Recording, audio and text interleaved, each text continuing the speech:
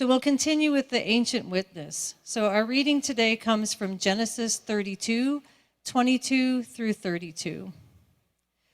That night, Jacob got up and took his 2 wives, his 2 female servants, and his 11 sons, and crossed the ford of the Jabbok. After he had sent them across the stream, he sent over all his possessions. So Jacob was left alone, and a man wrestled with him until daybreak.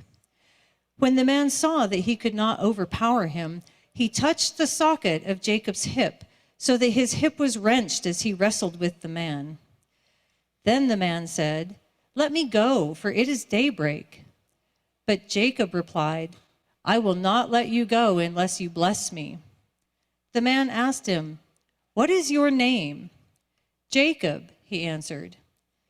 Then the man said, "Your name will no longer be Jacob, but Israel, because you have struggled with God and with humans and have overcome." Jacob said, "Please tell me your name." But he replied, "Why do you ask my name?" Then he blessed him there. So Jacob called the place Peniel, saying, "It is because I saw God face to face, and yet my life was spared." The sun rose above him as he passed Peniel, and he was limping because of his hip. Therefore, to this day, the Israelites do not eat the tendon attached to the socket of the hip, because the socket of Jacob's hip was touched near the tendon.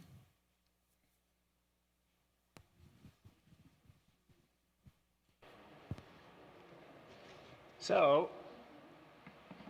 may God bless the reading of this word, and may you also have some assurance that this isn't a random story. It is a story that I decided must have tied to our topic of banned books. And as you know, in the Bible, as you might guess, in the Bible there aren't a whole lot of references to book banning because, well, they didn't have a lot of books then, for one thing, but probably scrolls would be, and tablets, but anyway, the story will make sense, I hope, as I try to tie it into our topic this morning. So, it was a couple of months ago that I put it out there. I said, it's summertime, let's take some risks, let's do different things with our seating, with our top subject matter, the way we do things. So Lisa came to me and she says, "I have an idea." And she took that to heart, and we talked about it, and this is what we came up with.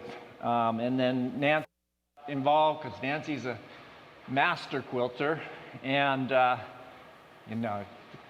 she's modest too. But anyway, so here we are, liturgical quilting. So my task was to come up with a biblical message related to this. And as I just said, there's not a whole lot of references to this topic, but this is what I came up with. But first, what's so dangerous about these books, or any book? And I've read some of them, and I hope you have read some of them too, and maybe you'll have a chance to share a little bit, if you of these books, about what you thought of them. I've read Genderqueer. It's a quick read. It's a graphic novel, or not novel, but memoir. I've read The Absolutely True Diary of a Part-Time Indian by Sherman Alexie. And of course, many of us who went through high school read To Kill a Mockingbird, or in college. And heck, I've even read the Bible. That's not on the banned list book, but it certainly has enough content there to qualify at times. I hope if you have some time to read these, you will make the time. This will pique your interest. And even though, like I said, I haven't read all these books, I've certainly examined the summaries and the cliff notes of them. These books are concerned about naming something. The naming of an experience, experiences of sexual identity, experiences of coming of age, of racism, of misogyny. These books are about the naming of sins, past and present, ways in which we have exploited others for personal gain, ways in which we've crushed the spirit of others, ways in which we've separated ourselves from the other because we could only understand ourselves over and against another. These stories are stories we scapegoat others out of our fear. These books are about people claiming the right to name themselves and to seek a blessing, indeed demanding a blessing. These books name the struggle of being human beings made in God's image. And so that's where I tied it in with this Genesis story from chapter 32 of Jacob. Now, Jacob is one of the three main patriarchs of the Jewish faith. In this story, he wrestles with a mysterious figure, a man, an angel, God, we're not sure until the very end of the story. But as it turns out, it is God with whom Jacob wrestled. And maybe as we live through these contentious times, fraught times of cultural shift and economic catastrophes, perhaps it is a story about us. It is we, the global and universal we, that in our own kind of divine wrestling match struggle to receive a new and more accurate name. If you're not well familiar with the Jacob story or the Jacob saga, let's take a quick recap. Let's also bear in mind the meaning of Jacob's name is translated as the usurper or the cheater. This most interesting to me of biblical characters is the son of Isaac and Rebekah. He is the youngest, and he has a younger. He is the youngest of twins. His brother Esau coming out of the womb first. From the very beginning, the story says that Jacob is in jealous competition with Esau when he, even as he is said to be grabbing at the heels of his twin brother coming out of his mother's womb. Later, with the help of his mother Rebekah, who favors Jacob, he manages to steal from his brother's rightful inheritance by tricking his father Isaac to give him the official paternal blessing that was meant for Esau. And thus Jacob receives an ill-gotten advantage over his brother. The story takes a number of interesting twists and turns of deception and one-upmanship and family betrayal, with Jacob still coming out on top and in the end doing quite well for himself. But eventually there is a day of reckoning.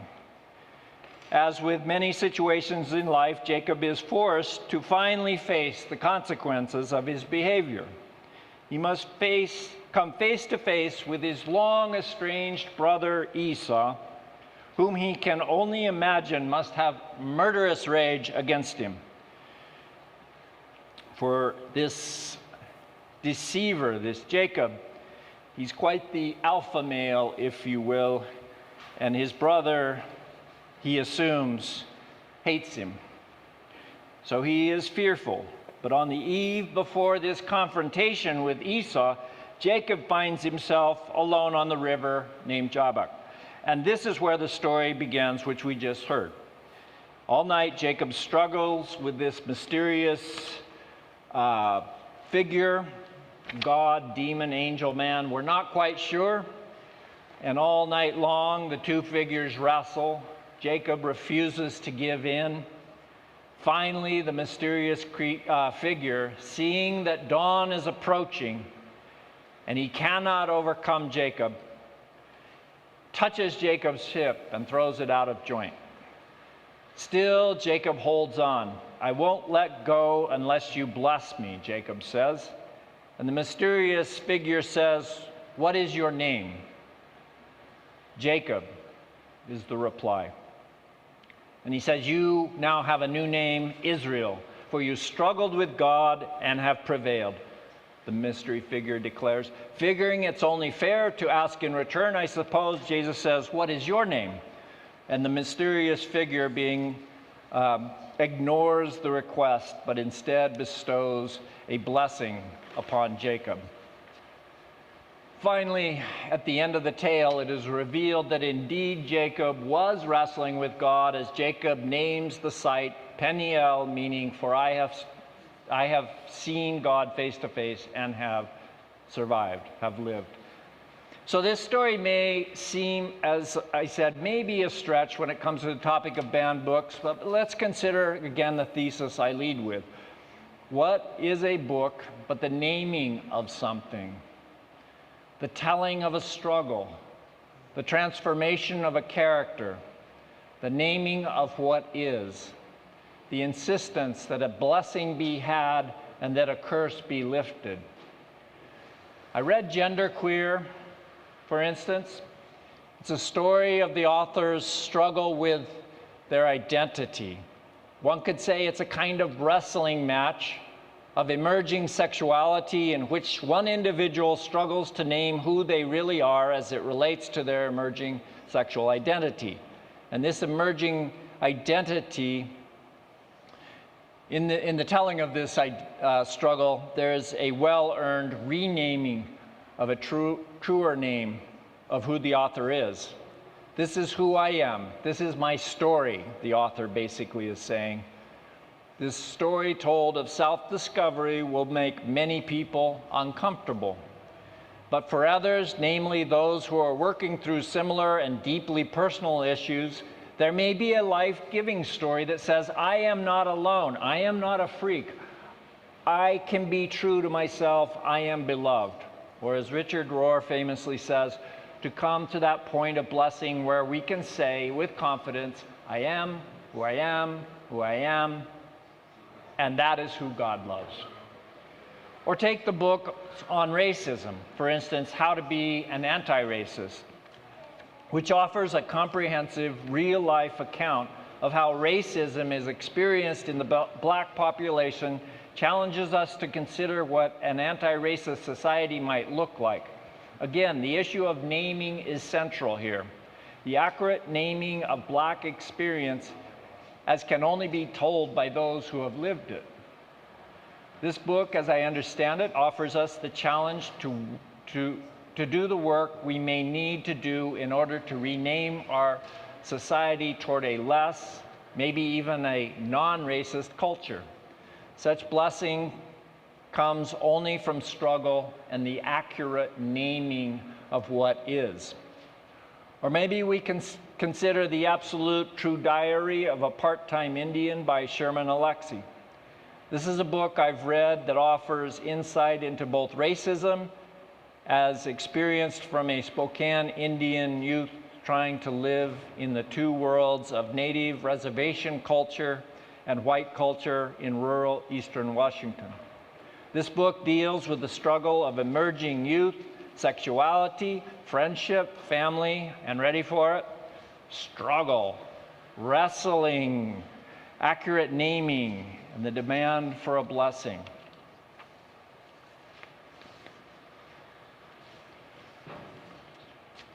Whether we are talking about the naming of a young adult struggling, of young adult struggles, such as in the book Forever or Deanie by Judy Blume, or books about misogyny and patriarchy, as in The Handmaid's Tale, or sexual abuse and sexual exploitation, as in the book Sold or Milk and Honey, or racism, The Hate You Give, or Stamped, or incest, topic touched in The Bluest Eyes, or drug abuse in the book Crank, or sexuality that is queer in this book is Gay. All these books are trying to accurately name something. And it is only when we can actually name our reality and have others respectfully receive it that we are able to claim the blessing that can follow. But this is honestly uncomfortable for many, and we have to be okay, it seems to me, with discomfort. Learning, insight, compassion, connection, these are the fruits of the Spirit, but they don't happen without being stretched, without going through discomfort, without some level of maybe even a kind of death, a death of old inaccurate ways of thinking, old mythologies, old ways of being.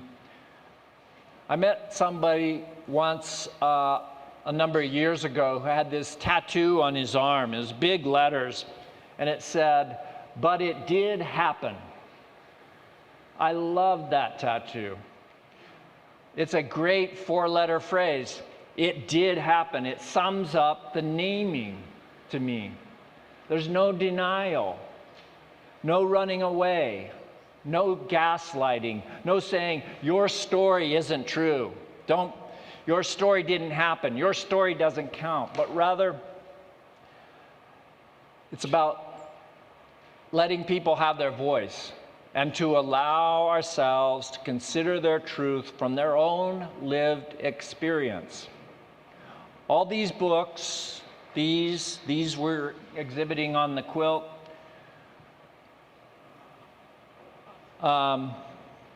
these are people's voices that need to be heard.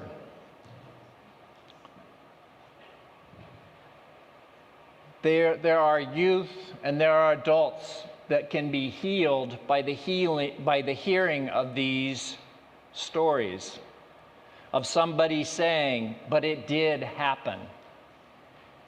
And it's time for us to be less afraid, it seems, and to be more curious. Maybe in doing so, we will become more understanding, more compassionate, more wise, and far more richer.